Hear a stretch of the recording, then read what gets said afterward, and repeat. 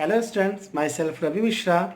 Today we introduce the working of human heart topic. In this video, we discuss how the blood travel in human body by the chamber of hearts and blood vessels. First of all, if you have not subscribed to my channel yet, subscribe to my channel and click on the bell icon for new video. Already we discussed the diagram of human heart in previous video. Now we know that the blood circulate in our body in two forms. Now the first, oxygenated blood, second, deoxygenated blood. Means in the form of oxygenated and in the form of deoxygenated. Oxygenated blood are those blood which have oxygen, and deoxygenated blood are those blood which do not have oxygen but having CO2.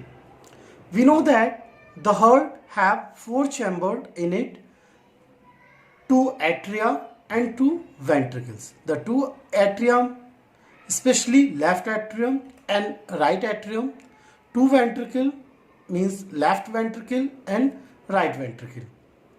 We know that the heartbeat is due to rhythmic contraction and relaxation of the heart muscles which make up the atria and the ventricle. The heartbeats means beating of heart, means rhythmic contraction and relaxation circulate the blood in the human body.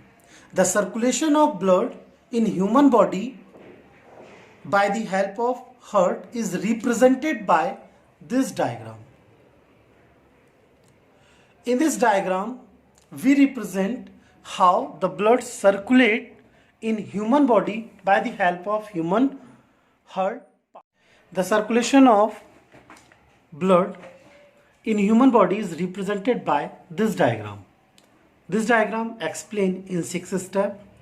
In first step, when the muscles of all the four chambers, right atrium, right ventricle and left ventricle are relaxed, the pulmonary vein brings the oxygenated blood, means oxygen carrying blood, from the lungs into the left atrium of the heart.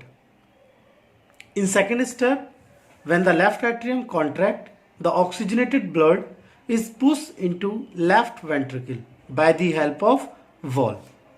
In third step, when the left ventricle contract, the oxygenated blood is forced into main artery called aorta. The main artery then branch into smaller arteries which go into different body organ except the lungs. The smaller arteries further branch into capillaries. In fourth step, when the main arteries carries blood to all the organs of the body like head, chest, heart, stomach, intestine, liver, kidney, trunk and leg except the lungs. When the oxygenated blood passes through the capillaries of the body organ, then it gives oxygen to the body cell since the blood lost oxygen here. We say that the blood has been deoxygenated. The blood also gives the digested food and other dissolved material to the body cell. At the same time, carbon dioxide produced as a waste material during respiration enter into the blood. The deoxygenated blood means having carbon dioxide from the body organ enter into the main vein, means vena cava. The main vein carries the deoxygenated blood to the right atrium of the heart. In fifth step, when the right atrium contract, the deoxygenated blood is pushed into the right ventricle through the valve V2. In next and last sixth step, when the right ventricle contract, the deoxygenated blood is pumped into the lungs through the pulmonary artery. In the lungs, the deoxygenated blood releases its carbon dioxide and absorbs fresh oxygen from air. So the blood becomes oxygenated again.